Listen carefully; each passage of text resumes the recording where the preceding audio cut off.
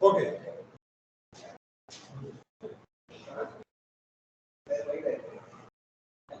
We are going to start the second chapter of the syllabus, that is classification of private international law. हमने पिछले chapter में बहुत कुछ सीखे, basics सीखे, फॉरेन लॉ का मतलब देखा, पर्पस क्या है प्राइवेट इंटरनेशनल लॉ का, उसके बाद हमने देखा कि एग्जांपल्स दिए कि यूरोपियन यूनियन और इसके अलावा बाकी के देश कैसे कॉन्फ्लिक्ट अवॉइड करते हैं सिविल मैटर्स में, ओके, व्हेनेवर फॉरेनर इन्वॉल्व होता है, ठीक है।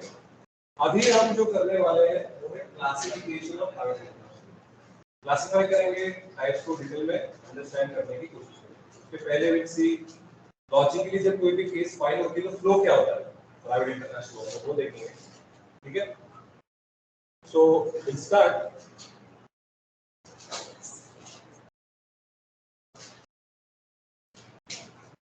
तो सीक्वेंस अगर आप लॉजिक का अगर सीक्वेंस ठीक से देखें, सबसे पहला जो क्वेश्चन होता है वो हमेशा ये होता है कि does the court have jurisdiction. सबसे इंपॉर्टेंट क्वेश्चन है does the court have jurisdiction, जो कि सबसे बड़ा प्रॉब्लम होता है प्राइवेट इंटरनेशनल लॉ में। अगर नहीं है तो आगे सवाल ही नहीं उठता, आगे कोई मैटर ही नहीं आएगा, बात खत्म हो जाएगी वहां पे। जिस कोर्ट के पास जुरिडिक्शन होता है उसके पास ये सारे आगे जो क्लासिफिकेशन हम करने वाले हैं बेसिकली कैसे हम प्राइवेट इंटरनेशनल लॉ को बेसिकली इंप्लीमेंट करेंगे केस में, ओके। कि कई बार हम फॉरेन लॉ को वैसे के वैसे इंप्लीमेंट नहीं कर सकते, वी हैव टू मॉडिफाई, हमारे जो कायदे हैं उसमें उसको ढाल के हमें वो इंप्लीमेंट करना पड़ता है, ऑलराइट। यहाँ पे क्लैरिटी ठीक से नहीं आ रही है, बिल्कुल ही मैंने लिखा भी है। So private international law manifests itself into a series of logical sequence that cannot be skipped. ये सारा सीक्वेंस है, डायग्राम में आप देख सकते हैं। The first and most logical step is to ascertain jurisdiction over the case. If the court has no jurisdiction, then it is over before it has even started.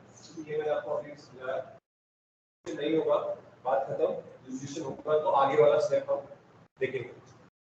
Now, अगर jurisdiction है, then the next step is to determine the legal nature of the question posed before the court. कि कैसा legal कौन सा issue है, Lord है, property है, contract है, मैरिज है, डिवोर्स है, विल है, किस तरीके का क्वेश्चन है, सिविल क्रिमिनल सारी चीजें देखनी पड़ेगी detail, what kind of law is been under question, ठीक है। This is where the process of classification comes in. हमने कल देखा कि European convention of human rights हमने पिछले सेशन में देखा कि ह्यूमन राइट्स में भी प्राइवेट इंटरनेशनल लॉ होता है। ह्यूमन राइट वायलेशन मतलब हमेशा जीनोसाइड, वॉर अगेंस्ट क्राइम ऐसा नहीं होता, ओके। कि क्राइम अगेंस्ट ह्यूमैनिटी और वॉर क्राइम जो हम कहते हैं जहां पे लोगों को मारा जाता है, टॉर्चर किया जाता है, that is crime. Civil matter भी होते हैं, right to marry, right to property, ऐसे सिविल राइट्स भी होते हैं। तो हमें क्लासिफाई करना पड़ेगा प्राइवेट इंटरनेशनल लॉ को और उस हिसाब से हमें इसको, इस सीक्वेंस को हम आगे देखेंगे कैसे सॉर्ट आउट किया जाता है। तो फर्स्ट इज जुरिडिक्शन चेक करना, सेकंड एक बार जुरिडिक्शन है किस तरीके का लॉ है उसको इंप्लीमेंट करने वाले हैं, एंड थर्ड इज अभी इसको हमें क्लासिफाई करना, इसको private international law. For example लेते हैं, in the case of tort, tort पता है सबको क्या होता है, टॉर्ट क्या है, टॉर्ट सिविल लॉ, ठीक है। मतलब आप ऐसी कोई गलती करते हो इससे आप पैसे भर के छूट सकते, आप पैसे नहीं भर पाए तो जेल। तो ये होता है टॉर्ट, या कोई कॉन्ट्रैक्चुअल कंपनसेशन, जब आप किसी के साथ कॉन्ट्रैक्ट साइन करते हो, आगे वाला इंसान अपना कॉन्ट्रैक्ट सही तरीके से इंप्लीमेंट नहीं करता है तो आपको उसका नुकसान भरपाई करना पड़ेगा। जैसे फॉर एग्जांपल मैंने आपको कहा कि ये तारीख को मुझे 1000 टी-शर्ट चाहिए, ये लीजिए 1 लाख रुपए में पैसे भर देता हूं, और उसने उस तारीख को, और मैंने बहुत बड़ी एडवर्टाइज की कि नया माल आने वाला है, एक पे एक फ्री, 2 टी-शर्ट खरीदो 10 टी-शर्ट फ्री, ऐसे मैंने कोई ऑफर भी रखा उस दिन, लेकिन उन्होंने डिलीवरी की, मैंने हर एक पूरे सिटी में बैनर लगा रखे, तो मेरा भारी नुकसान हो जाएगा और नाम भी खराब हो जाएगा, रेपुटेशन खराब हो जाएगा कि इन्होंने तो बोला था भाई कपड़े तो है नहीं इनके पास। तो कॉन्ट्रैक्चुअल कंपनसेशन मुझे भरना पड़ेगा, उसको देना पड़ेगा कि पहले तो यार तुमने माल नहीं दिया, पैसे रख लिए, उसने 4 दिन बाद में भी दिया लेकिन मेरा नुकसान हो गया, तो दे हैव टू पे। This step obviously cannot be skipped because without figuring out first what is the legal nature of the question, the court cannot go on to apply the appropriate rule for the choice of law and consequently apply the law chosen. तो यहाँ पे decide करना है कि tort है क्या contract है, tort भी है कॉन्ट्रैक्ट है, ये आपको जैसे मैंने कहा पहला स्टेप ये होता है कि आपको what kind of law is under question तो डिसाइड करने के बाद ही आप उस लॉ को अप्लाई कर सकते हो. So the first step after the jurisdiction question is what is called a classification of the cause of action. What is the cause of action? Cause of action मतलब why there is a dispute. Cause of action मतलब क्या legal dispute है. देखिए dispute तो होते रहते हैं, झगड़े होते रहते हैं, लेकिन they should have certain kind of legal nature. अगर आप क्राइम की बात करें तो चार्जेस फ्रेम नहीं हुए तो इंडिविजुअल को डिस्चार्ज कर दिया जाता है. आपने कंप्लेंट फाइल की, इंक्वायरी भी हुई, लेकिन इंक्वायरी करने के बाद भी अगर कोई ग्राउंड्स नहीं है, कोई चार्ज फ्रेम नहीं हो रहा है, तो आप डिस्चार्ज कर दोगे. और फाइनली नहीं हुआ तो एक्विट कर दो, केस ही फाइल नहीं होगी. एक्विटल और कन्विक्शन का सवाल ही नहीं होता.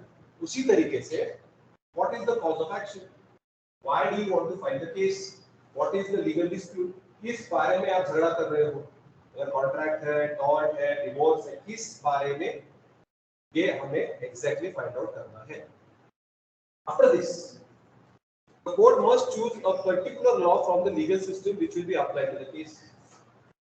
The legal system खुद के देश की तो अप्लाई करेंगे, लेकिन देखिए ये प्राइवेट इंटरनेशनल लॉ है जिसमें फॉरेनर इन्वॉल्व है, तो हमें देखना पड़ेगा कि उसके देश में भी क्या कायदा है ना. और ऊपर से वो देखना पड़ेगा कि कोई इंटरनेशनल कन्वेंशन है कि जिसको इंडिया इज आल्सो सिग्नेटरी, जहाँ पे हमको सॉर्ट आउट करना है. जैसे ट्रिप्स, इंटेलेक्चुअल प्रॉपर्टी राइट्स में ट्रिप्स फॉलो करते हैं, तो ट्रिप्स यूएस भी फॉलो करता है, चाइना भी फॉलो करता है, यूरोप भी फॉलो करता है. 164 कंट्रीज फॉलो ट्रिप्स. उनमें से तो हमारा कोई ना कोई देश का डिस्प्यूट होगा तो we have to see under TRIPS, we also have to see our law, we also have to see that country. ठीक है. तो लीगल सिस्टम में से कौन सा कायदा, पेटेंट है या कॉपीराइट है, डिजाइन है, ट्रेडमार्क है ना. कोई ओवरऑल इंटेलेक्चुअल प्रॉपर्टी लॉ तो होता नहीं है, हर एक इंटेलेक्चुअल प्रॉपर्टी के लिए अलग अलग कायदे हैं. एग्जैक्टली कौन सा कायदा आपको यहाँ पे अप्लाई करना है, फाइंड आउट करना पड़ेगा. ठीक है. जैसे कि अगर वो भी मैंने फाइंड आउट कर लिया, सपोज जैसे अगर एग्जांपल लेते हैं इंडियन कॉन्ट्रैक्ट एक्ट, लेकिन इंडियन कॉन्ट्रैक्ट एक्ट में क्या है, are you checking the validity of the contract, are you checking specific performance of the contract, are you checking whether the person is minor और major. बहुत सारे contract मतलब यही नहीं कि बस पैसा दो, आपको कौन से प्रोविजन पे आप झगड़ा कर रहे हैं वो भी फाइंड आउट करना बहुत जरूरी है. होते हैं तो हर एक कॉज के लिए अलग चार्ज फ्रेम होगा, हर एक कॉज पे चर्चा अलग अलग होगी. कैसे होता है, जब कभी भी आप कोई केस फाइल करते हैं और इश्यूज और फ्रेम अलग अलग इशू फ्रेम करते हैं आप, पहला ये इशू है, पहला बाद में ये इशू, बाद में ये इशू. जैसे डिवोर्स केस है, सबसे पहले तो शादी का मामला होगा, बात कि भाई शादी डिवोर्स क्यों करना चाहते हैं, वो पहला होगा इशू. चलो भाई डिवोर्स हो गया, डिवोर्स के बाद बच्चे का क्या होगा, अगर बच्चा है तो किसके पास रहेगा, मदर के साथ, फादर के पास, डिपेंड्स. वो सेकंड इशू. तीसरा इशू प्रॉपर्टी मेंटेनेंस. तो ये हर ऐसे आगे आगे आगे बढ़ता जाएगा वो इशू, जैसे जैसे वो आगे आगे केस. बट डिवोर्स ही हुआ तो आगे का सवाल ही नहीं उठता, ना मेंटेनेंस की जरूरत पड़ेगी, ना बच्चों को डिस्ट्रीब्यूट करने की जरूरत पड़ेगी. अगर 2-3 बच्चे हैं तो समझ रहे हो. तो एक इशू में, एक ही केस में 2-3 इशू हो सकते हैं ना. जैसे एक ही केस में क्रिमिनल ट्रेसपास, थेफ्ट, मर्डर हो सकता है, एक ही केस में रेप और मर्डर हो सकता है. 2 चार्जेस है ना, दोनों चार्जेस को प्रूव करना पड़ता है. वैसे ही सिविल केसेस में भी चार्जेस होते हैं, प्रूव करना पड़ता है. ठीक है. A connecting factor will help determine the appropriate legal system. Connecting factor मतलब हमारे लीगल सिस्टम और उस देश के लीगल सिस्टम में क्या कनेक्शन है, कोई कॉमन ग्राउंड होने चाहिए. जैसे हमारे अगर पेटेंट लॉ है और अमेरिकन पेटेंट लॉ की कनेक्टिंग सिस्टम क्या है, ट्रिप्स. अगर हमारा ह्यूमन राइट्स लॉ है और यूके का ह्यूमन राइट्स लॉ है तो कनेक्टिंग लिंक यूडीएचआर. एक कॉमन ग्राउंड है जिसके बेसिस पे दोनों कायदे हैं, तो वैसे अपने अपने देश के हिसाब से मॉडिफाई किए. तो connecting factor is very important, which is the convention under which both the countries have signed up. A connecting factor is the fact in the case which links it to the particular foreign legal system. ठीक है. ऐसा हो सकता है कि वो citizen Italian है लेकिन उसकी जो प्रॉपर्टी वो फ्रांस में है, तो क्या हमें इटालियन सिस्टम देखनी पड़ेगी? नॉर्मली ऐसा होता है कि जो इनमूवेबल प्रॉपर्टी होती है, इनमूवेबल प्रॉपर्टी जहाँ पे सिचुएटेड होती है, उस देश का लॉ फॉलो होता है। Okay, so the correcting factor is the fact in the case which links it to the particular foreign legal system. This correcting factor can be a variety of things. Person dying in a foreign country and leaving no will. एक आदमी मर गया, foreigner है आपके देश में, उसके पास कोई बिल नहीं है. Person is domiciled in one country while being a national of another. आपके देश में रहता है लेकिन किसी दूसरे देश का सिटीजन है.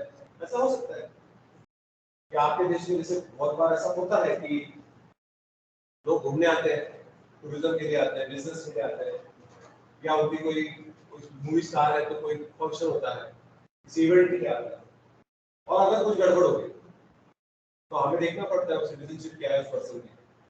जैसे अगर मैं आपको एग्जांपल दूं, 26/11 में ईरानियन कैफे पे अटैक हुआ था, ताजमहल पे अटैक हुआ था, और Shiv Chhatrapati terminals, railway terminals पे अटैक हुआ था. यहाँ पे ईरान के लोग भी मारे गए, अमेरिकन लोग भी मारे गए, रशियंस, यूरोपियन भी मारे गए. तो इन देशों, इन लोगों की जो नेशनलिटी है, उन देशों को ये रिस्पॉन्सिबिलिटी देनी पड़ती है. We are answerable to the people who are entering India. उनकी सेफ्टी की रिस्पॉन्सिबिलिटी हमारी है. जब कभी भी कोई फॉरेनर अपने देश में आता है, उसका पूरा मूवमेंट ट्रैक किया जाता है, अनलेस वो भाग गया हुआ था.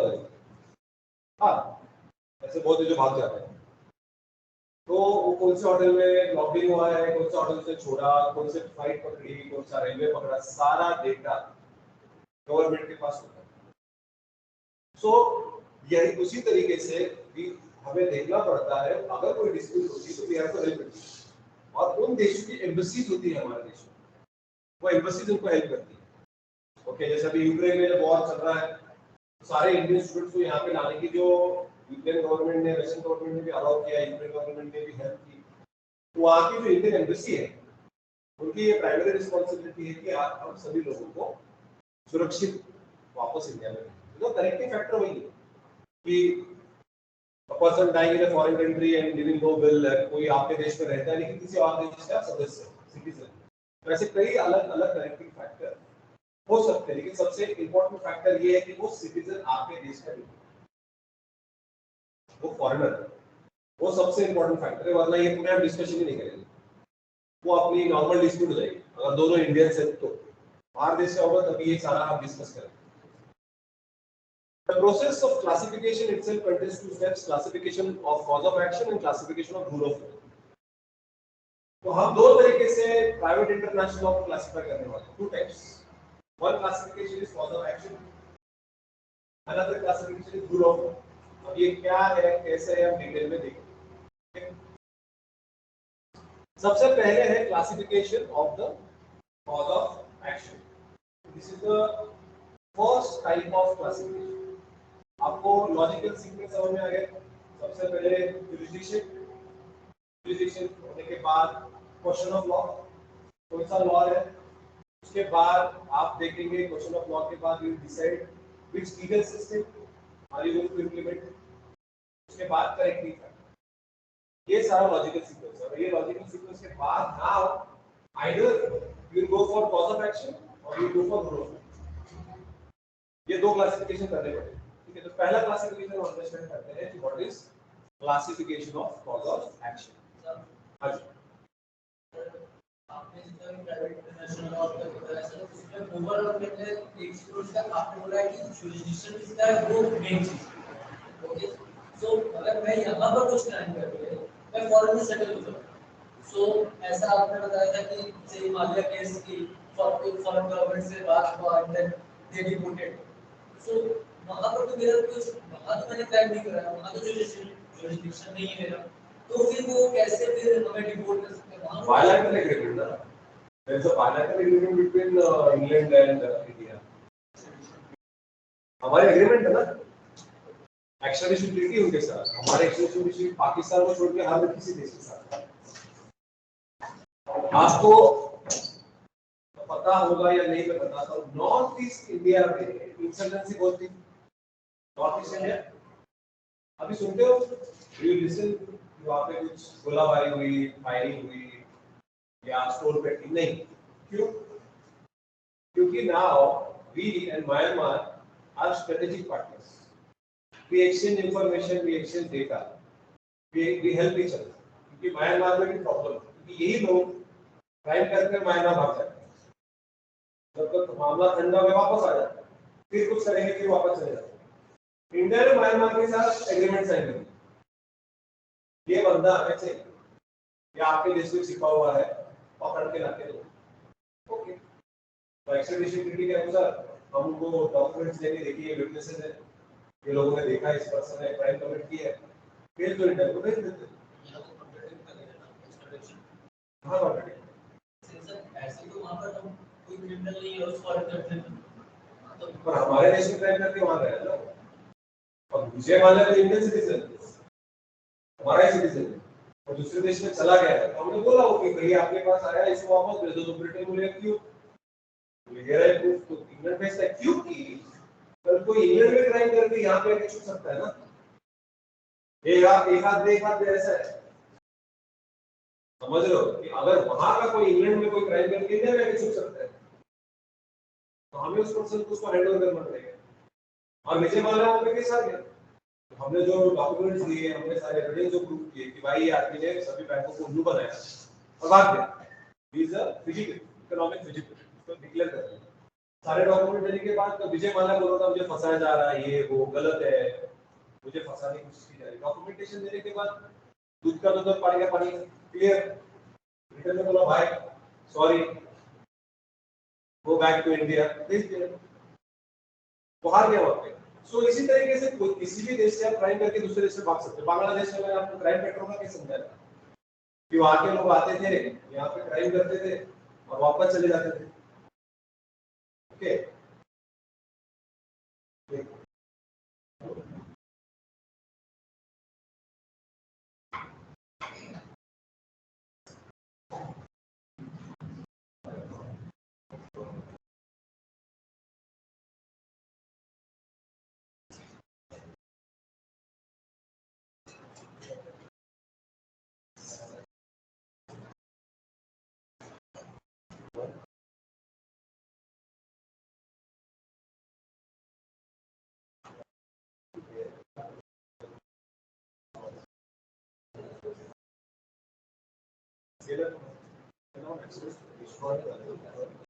एक्सीडेंट झाला असं म्हणून ते पडलं।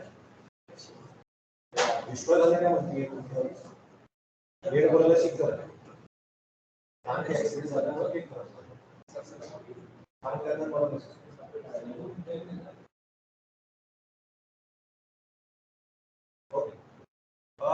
यहाँ पे तो हमें हाँ जो क्राइम करके वापस चले जाते थे। तो हमारा बांग्लादेश का एक्स्ट्रेडिशन ट्रीटी है, हमने फोटो दिखाया कि देखिए भाई ये चोरी का मोबाइल है, उन्होंने यहाँ से क्राइम किया है।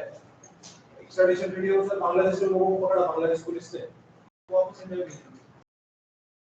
वो तो बांग्लादेशी थे, तो इंडियन भी नहीं है, विजय माल्या एक्चुअली इंडियन है, तो बांग्लादेशी थे, वो यहाँ आके क्राइम करके चले जाते। और ये क्राइम का मैटर है, दिस कम्स अंडर क्राइम का सिंपल है। क्राइम जहाँ होती है उसी देश का जुरिडिक्शन होता है, इसमें कहाँ पे फाइल करोगे, जुरिडिक्शन क्या होगा, चॉइस ऑफ लॉ क्या होगा। अजमल कसाब पाकिस्तानी था, हमारे देश में आके क्राइम कमिट की, फांसी अकॉर्डिंग टू आईपीसी। हमने पाकिस्तान का लॉ पढ़ा भी नहीं, because when it comes to crime तब प्राइवेट इंटरनेशनल लॉ का कोई लेना देना नहीं होता है, only it is applicable in civil rights. यहाँ पे जैसे आप बोल रहे हो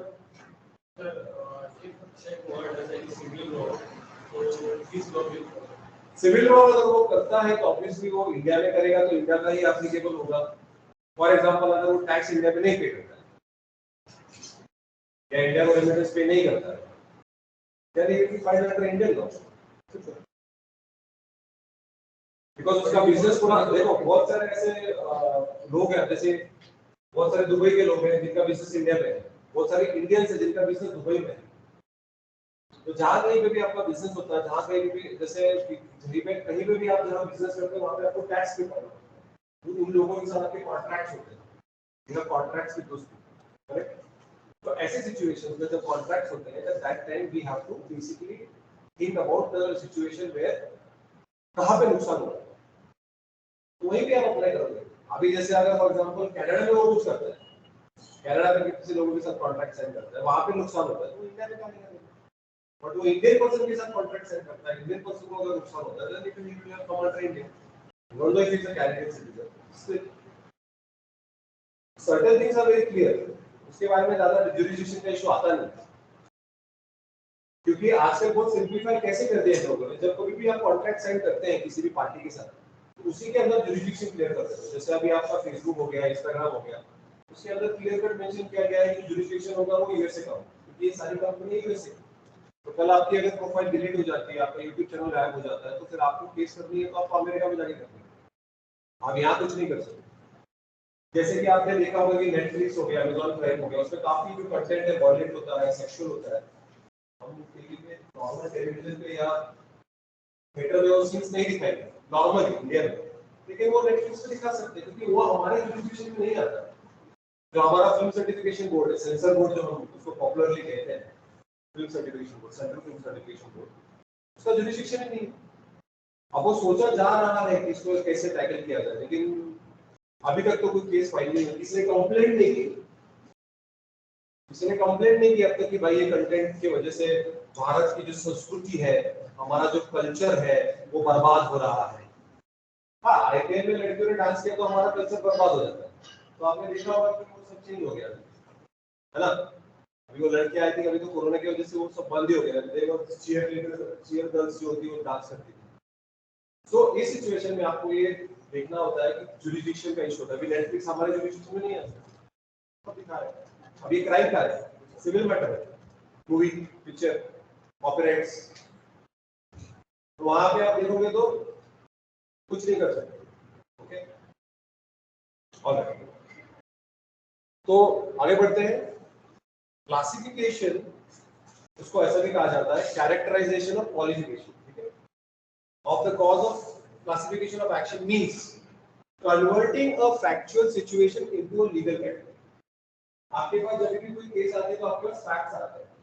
आप जब किसी मैजिस्ट्रेट के पास आप जब कंप्लेंट करने जाते हो, आपको पता होता है कि सेक्शन लॉ, आम आदमी को कुछ नहीं पता, वो जाता है एक्सीडेंट हो गया, मारामारी हो गई, उसने मुझे मारा, ये वो, इसने किया, उसने वो, कोई लड़का लड़की जाते हैं तो शादी के बाद झगड़ा हो गया तो उसने मुझे मारा, ये किया, वो किया, उसने पीटा, उसको क्या पता, कोई भी लड़की को नहीं पता डोमेस्टिक वायलेंस क्या है, कावड़ी गिरी करे, बहुत लोगों को नहीं पता।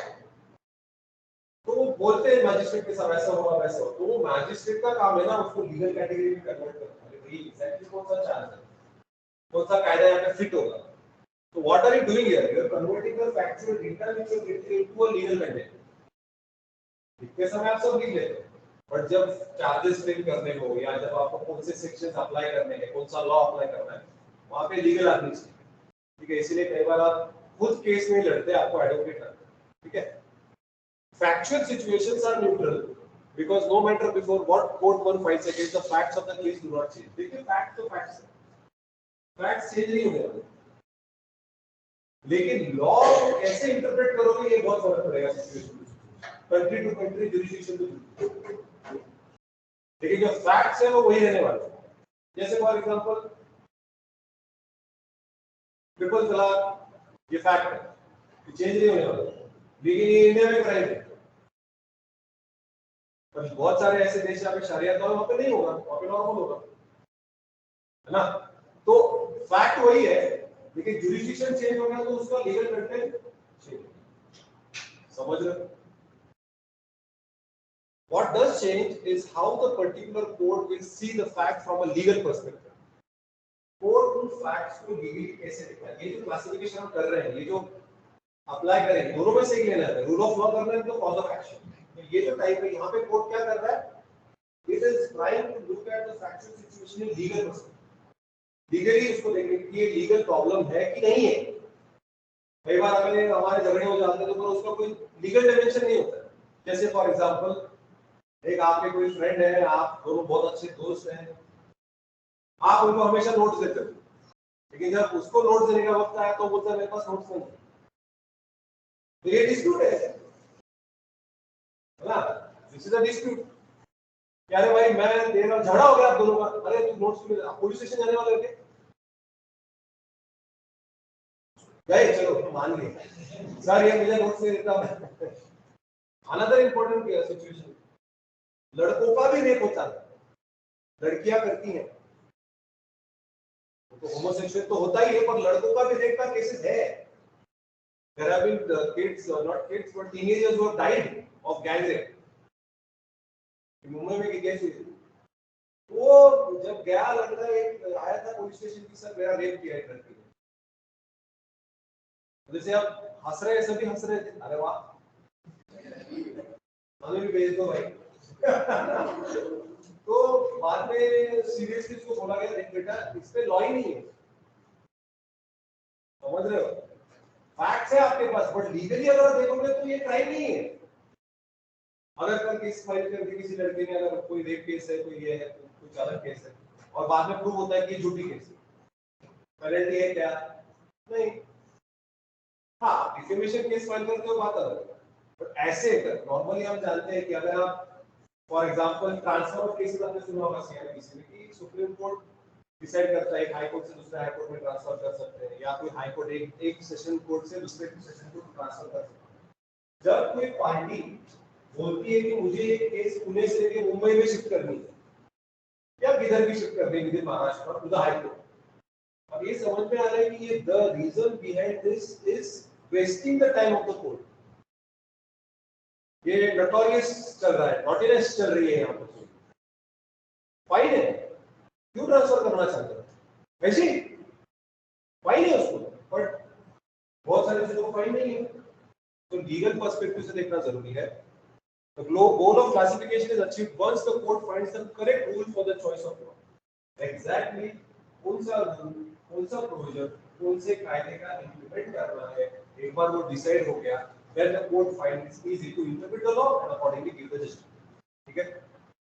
Every jurisdiction classifies its legal rules differently. For example, a judge must decide whether the situation before him is a question of succession or administration of assets. Succession मतलब प्रॉपर्टी सक्सीड होती है, मेरे बाद मेरे बच्चे के बाद बच्चे, तो प्रॉपर्टी सक्सेशन। ये एडमिनिस्ट्रेशन ऑफ एसेट्स, किसके हाथ में ये रिस्पांसिबिलिटी देनी कि ये पूरे एसेट्स को संभालना है, ये अलग है, सक्सेशन अलग है। एडमिनिस्ट्रेशन के लिए वो जरूरी नहीं कि वो ओनर हो उस एसेट, ठीक है। And deciding whether it is the former or the latter means applying different rules. तो हर कोर्ट, हर जुरिडिक्शन, हर कायदा अलग अलग तरीकों से इंटरप्रेट करते हैं। For example public morality, India में पब्लिक मोरालिटी को अलग पर्सपेक्टिव से इंटरप्रेट किया जाता है, अमेरिका में अलग पर्सपेक्टिव से किया जाता है। चीज वही है, पब्लिक इंटरेस्ट, पब्लिक मोरालिटी, लेकिन इंटरप्रिटेशन अलग अलग है, क्योंकि interpretation depends upon the society, upon the जज, अपॉन द सिचुएशन, सर्कमस्टेंसेस।